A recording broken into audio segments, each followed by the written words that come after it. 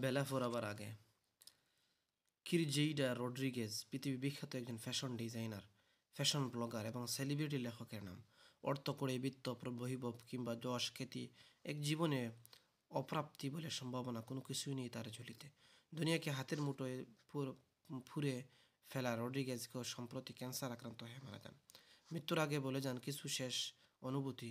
সেই অনুভূতিতে উঠে আসে কিছু টলটলে সত্য এবং অকপট স্বীকারোক্তি। রঙিন কর্পোরেট দুনিয়া আমাদের কখনোই জানাবে না, রড্রিগেজ লিখেছেন। পৃথিবীর দামি ব্র্যান্ডের গাড়ি পড়ে আছে আমার গ্যারেজে, কিন্তু কি আশ্চর্য, সেই গাড়িতে আমি আর চড়তে পারছি না। নিত্য নতুন দামি সব ডিজাইনের কাপড়ে আমার ডয়ার ভর্তি, কিন্তু আর সেগুলো আর আমার গায়ে তোলা সম্ভব নয়। আমার সংগ্রহে থাকা পৃথিবীর দামি ব্র্যান্ডের জুতো, সবচেয়ে দামি ব্যক্তি তাকে আমার দখলে, কিন্তু ভাগ্যের কী নির্মম পরিহাস, আজ সেগুলো নিতান্তই অকেজ। আমার ঘরে টাকা ভর্তি, আমার ব্যাংক অ্যাকাউন্ট, অথচ সেই টাকা আজ আর কোনো কাজেই লাগছে না। আমার অত্যাধুনিক বাড়িটি দামি দামি সব আসবাবপত্রে ভরপুর, কিন্তু সেই আসবাবে শুয়ে আমি যে একটু আরাম করব সে সুযোগ আর কই। হাসপাতালের ছোট্ট বিছানায় আজ আমি কাতর, অথচ এমনও সময় ছিল পৃথিবীর কোনো প্রান্তে যেতে মন চাইলে আমি আমার ব্যক্তিগত প্লেনে চেপে দিব্যি চলে যেতে পারতাম। আমার জীবনে কোনো কিছুর অভাব নেই, কিন্তু আমার হৃদয় জুড়ে অভাবের হাহাকার। আমার সব কিছু আছে, কিন্তু সব থেকেও আজ আমি কেমন যেন নিঃস্ব। অর্থ করি উপার্জনের জন্য যে মানুষটা নিজের গোটা জীবনটাই ব্যয় করলো, জীবনের একটা পর্যায়ে গিয়ে সেই টাকা, সেই অর্থ আর কোনো কাজেই তার লাগছে না। সবচেয়ে দামি পোশাক গায়ে দিয়ে যে মানুষ চষে বেড়াতো পৃথিবীর প্রান্ত থেকে অপ্রান্তে সময়ের পরিক্রমায়, হাসপাতালের দেওয়ার রঙিন একটা চাদর, পৃথিবী আর কোনো কিছুই সে গায়ে তুলতে পারছে না। দামি ব্র্যান্ডের গাড়ি কিংবা ওড়ার জন্য আধুনিক মানের জেট না হলে যা চলতই না, সে কিনা বন্দী হয়ে পড়ে রইল চেয়ারের শিকলে। জীবন কতটা প্রবঞ্চনাময়, কতটাই ঠুনকু, তাই না? জীবন আসলে একটা মরীচিকার নাম, যেখানে মৃত্যুই হলো ধ্রুব সত্য। দুনিয়ার জীবন বিশাল একটা নাটক মঞ্চের ক্ষুদ্র একটি অংশ মাত্র। রাসূলুল্লাহ সাল্লাল্লাহু আলাইহি সাল্লাম বলেছিলেন, এই দুনিয়ার উপমা হলো এমন এক মুসাফিরের মতো যে তার ভ্রমণে বের হয়েছে। পথিমধ্যে ক্লান্ত লাগছিল বলে সে একটা গাছের ছায়া একটু বিশ্রাম নিয়ে আবার পথ চলা আরম্ভ করেছে। পথিকের দীর্ঘ সফরটা কিন্তু দুনিয়ার জীবন নয়, সেই সময়টা আরও বহু মাত্রায় প্রলম্বিত। কেবল গাছের ছায়ার নিচে সে যে সময়টুকু ব্যয় করেছে, ওইটুকু হলো দুনিয়ার জীবন। মানে একটা সুদীর্ঘ সময়ের যাত্রার কেবল খুব অল্প কিছুই সময়ের বিশ্রামের নামই হলো দুনিয়া। মানুষের জীবনে মৃত্যুর মতন নির্মম সত্য আর কিছুই নেই, অথচ সেই নির্মম সত্যকে, সেই অখণ্ডনীয় বাস্তবতাকে অস্বীকার করার জন্য আমাদের কত থুড়। আমরা মৃত্যু থেকে পালিয়ে বাঁচতে চাই, কিন্তু পালাতে গিয়ে আমার মৃত্যুর আরও সন্নিকটে চলে আসি। মৃত্যু আসলে আমাদের তাড়া করে না, মৃত্যু তার নির্ধারিত স্থানের অপেক্ষারত। সময়ের পরিক্রমায় আমরাই বরং মৃত্যুর কিছুই দিকে ছুটেই যাই নিরন্তর। দুঃখ পুক শব্দে বেজে চলছে আর হৃৎপিণ্ড। এই কথার অর্থ দুটো, প্রথমত আমি এখন জীবিত আছি, আর দ্বিতীয়ত আমি একদিন অবশ্যই মারা যাব। বিজ্ঞানের তাপগতিবিদ্যার দ্বিতীয় সূত্রে আমরা পড়েছি, গরম একটি কফির কাপড়কে টেবিলের উপর রাখা হলে সময়ের ব্যবধানে সেটি আস্তে আস্তে ঠান্ডা হতে থাকবে, তবে সেটি কখনোই আর বেশি গরম হয়ে উঠবে না। তাপগতিবিদ্যার এই সূত্র মানুষের জীবনের সাথে অদ্ভুতভাবে মিলে যায়। মাতৃগর্ভে যেদিন আমাদের প্রাণকণা সঞ্চারিত হয়েছিল, ঠিক সেদিন থেকেই আমাদের জীবনের উষ্ণতার শুরু। এরপর ধীরে ধীরে সেই উষ্ণতা আমরা হারিয়ে চলেছি, প্রতিদিন হারাচ্ছি, প্রতিনিয়ত হারাচ্ছি। হঠাৎ এমন একটা সময় আমাদের সামনে উপস্থিত হবে যখন আমরা সমস্ত উষ্ণতা হারিয়ে স্তব্ধ, ঠান্ডা, শীতল হয়ে যাব। সেদিন ছিন্ন ভিন্ন হবে আমাদের জাগতিক সকল বন্ধন।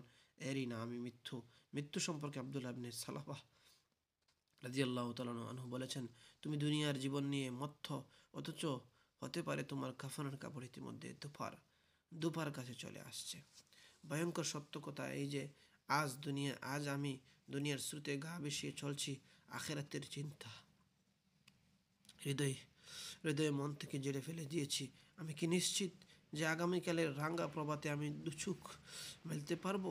আজকেই যে আমার জীবনের শেষ দিন নয়, জীবনের শেষ সকালটা যে ইতিমধ্যে আমি পার করে ফেলিনি, তার কি নিশ্চয়তা যদি আমার মৃত্যু হয়, তাহলে আমার কাফনের কাপড় তো ইতিমধ্যে বাজারে চলে এসেছে।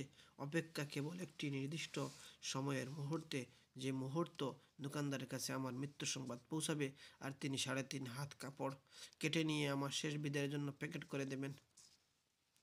যদি আজ সত্যিই আমার মৃত্যু হয়, আমি কি তাহলে আল্লাহর সামনে দাঁড়ানোর জন্য প্রস্তুত? মৃত্যুর আগে শেষ ওয়াক্তের সালাতে আমি কি হাজির ছিলাম? যেদিন আমার মৃত্যু হয়, সেদিন আমার ঘরের টেলিভিশন কতবার অন অফ হয়েছে, আর কোরআন কতবার খোলা বাঁধা হয়েছে। মৃত্যুর আগের সময়টাতে কতবার আমার ঠোঁটে আল্লাহর জিকির গুঞ্জরিত হয়েছে, আর কতবার ওয়াহিদুক আলাপে মौज মস্তি করে আমি সময় কাটিয়েছি। দুনিয়ার জীবন নিয়ে সুগভীর একটি উপলব্ধি আছে। ইমাম গাজ্জালী রহমতুল্লাহ আলাইহি তিনি বলেছেন, একজন লোক জঙ্গলের ভেতর দিয়ে যাচ্ছিল। প্রতিমধ্যে একটা সিংহ তাকে দাওয়া করতে শুরু করে। সিংহের দাওয়াতে এসে তাকে বাঁচতে লোকটা প্রাণপণে দৌড়াতে লাগলো। লোকটা দেখলো কাছেই একটা কূপ। সে বলে, এই কূপে ঝাঁপ দিলে সিংহের আক্রমণ থেকে হয়তো বাঁচা যাবে। যেই বাবা সেই কাজ। লোকটা সিংহের ভয়াল তাবা থেকে বাঁচতে ওই কূপের মধ্যে ঝাঁপ দিল।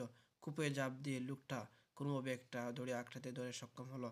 ফলে সে একেবারে কূপের গভীরে গিয়ে পড়লো না। লোকটা ভাবলো, যাক বাবা, এই যাত্রায় অন্তত বাঁচা গেল। কিন্তু পরক্ষণে কূপের নিচে নির্দিষ্ট পড়ার সাথে সাথে এক লোকটা চমকে উঠলো। দেখলো কূপের নিচে বিশাল আকৃতির একটি বিষধর সাপ হা করে আছে তাকে গিলে খাওয়ার জন্য। এবার লোকটা ওপারে তাকলো, দেখলো কূপের মুখে আর অপেক্ষমান আছে সেই ভয়ঙ্কর সিংহ। একটু পরে কোথা থেকে যেন একটা সাদা ইঁদুর আর একটা কালো ইঁদুর এসে লোকটার দড়ি জড়িয়ে ধরা দড়িটি কুটকুট করে কাটতে শুরু করেছে। অবস্থা তো খুবই ভয়ানক। ওপরে সিংহ, নিচে সাপ, মাঝখানে এই ইঁদুর। চরম শত্রুতা, মৃত্যুকে ঠেকানোর কোনো উপায় নেই আর অবশিষ্ট নেই। হঠাৎ লোকটার সামনে থেকে একটা মধুর চাক আবির্ভূত হলো। সেই চাক থেকে চুইয়ে চুইয়ে মধু পড়ছে। লোকটা এক হাতে সেই মধু নিয়ে মুখে পরে দিল।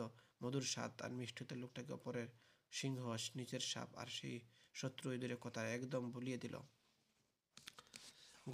গল্পটি বলার পর ইমাম গাজ্জালী রহমতুল্লাহ মন্তব্য করেছেন, সিংহটা হলো মৃত্যু, যা নিয়তি আমাদের তাড়া করে বেড়াচ্ছে।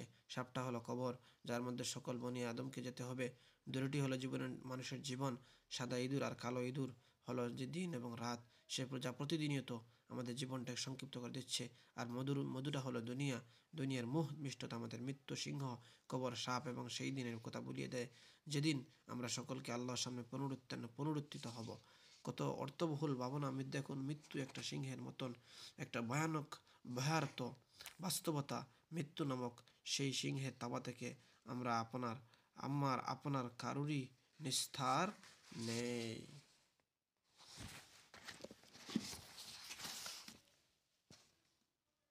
কবর হলো সাপের সেই হা করা মুখ, আর দড়িটি হলো আমাদের জীবন। সাদা আর কালো ইঁদুর হলো দিন আর রাত। এই একটি করে দিন আর রাত পার হচ্ছে, মানে জীবনের সেই দড়ির কাছে অংশ ক্ষয় হয়ে যাচ্ছে, ছেড়ে যাচ্ছে। হাসান আল বসরি রাহিমাহুল্লাহ বলতেন, মানুষ হচ্ছে সময়ের সমষ্টি। জীবন থেকে একটি দিন গত হওয়া মানে মানুষের একটা অংশগত হয়ে যাওয়া।